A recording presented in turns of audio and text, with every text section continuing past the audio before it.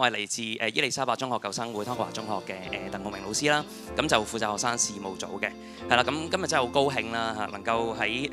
即係呢一度咧幫呢個湯中拎到咧呢個幸福校園嘅優異獎啦，咁好多謝評審嘅委員咧睇到我哋呢班咧湯中人咧嘅一啲暖心嘅行動啊，係啦，咁今日咧即係都同大家叫輕鬆咁樣分享下咧我哋湯中人呢一個幸福校園嘅小秘密啦。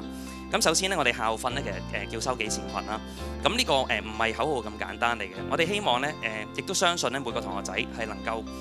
獨一無二發揮到佢哋做一個湯中人嘅角色啦。咁無論佢哋係學霸又好，或者佢哋曾經曳過學生咧，我哋都希望可以能夠俾到佢個平台，能夠發揮佢哋才能啦，去服務社群嘅。例如我哋有啲嘅計劃啦嚇，我哋有一個叫朋輩輔導員嘅計劃啦。咁就讓咧嗰啲嘅學長學子咧化身呢個校園嘅守護天使啊，帶住啲初中嘅學生咧去做一啲嘅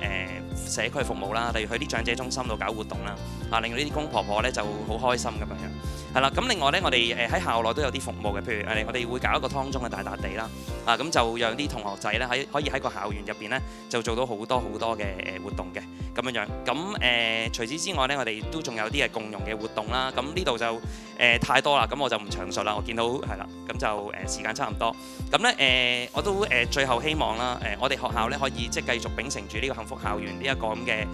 計劃嘅精神啦，可以即係令到學生咧喺個校園入邊咧就開心快樂幸福咁樣成長嘅。